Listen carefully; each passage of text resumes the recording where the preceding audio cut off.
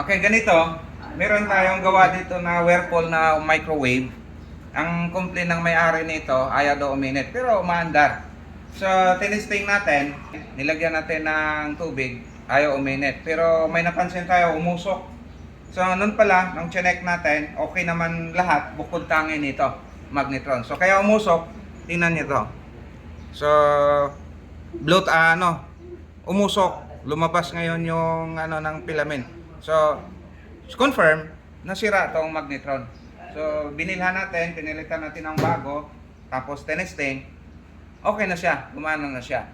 So, yun pala, pagka hindi uminit ang ganitong klaseng microwave, isa to sa dahilan, kaya siya hindi umiinit.